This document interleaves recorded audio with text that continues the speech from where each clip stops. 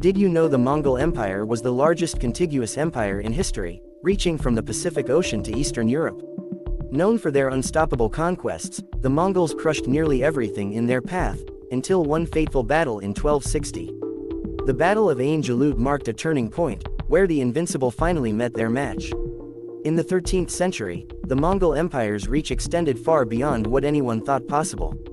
Their armies swept through Asia and the Middle East, leaving shattered cities and devastated kingdoms in their wake.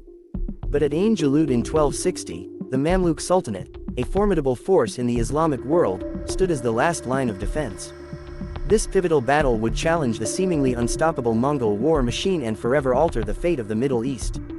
Under the leadership of Genghis Khan and his successors, the Mongols grew from a loose confederation of nomadic tribes into a disciplined war machine. By combining superior military tactics, mobility, and psychological warfare, they achieved one of the swiftest expansions in history.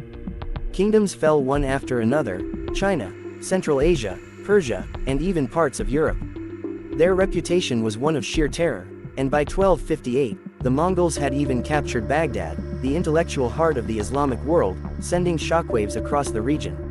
With much of the Islamic world in disarray, only the Mamluk Sultanate in Egypt remained strong enough to resist.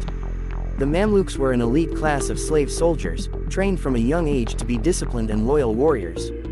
When Sultan Qutuz assumed power, he knew a confrontation with the Mongols was inevitable. Rather than waiting for the Mongols to strike, he made the bold choice to go on the offensive.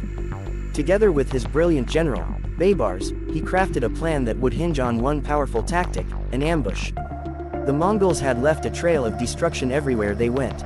Their tactics were unlike anything the Middle East had seen before: lightning-fast cavalry, feigned retreats, and terrifying psychological warfare. Entire cities surrendered at the mere sight of a Mongol banner. Now, the Mamluks faced an existential threat. The stakes were not just territorial, they were cultural, religious, and personal. Losing to the Mongols meant the potential erasure of a civilization. Sultan Qutuz and Baibars knew they needed a decisive victory to turn the tide. To stand a chance, Qutuz and Baibars chose the fields of Ain Jalut as their battleground, strategically located in present-day Palestine. Here, they had the advantage of terrain. Rugged hills and narrow passes limited the Mongols' ability to maneuver. The Mamluks trained relentlessly, aware that this battle would require precise execution. Baibars, a master strategist, prepared his forces with a calculated plan to lure the Mongols into a trap. Every soldier understood the stakes and prepared to fight with everything they had. When the Mongol forces, led by Kidbuka, entered the battlefield, the Mamluks initiated a feigned retreat, a tactic commonly used by the Mongols themselves.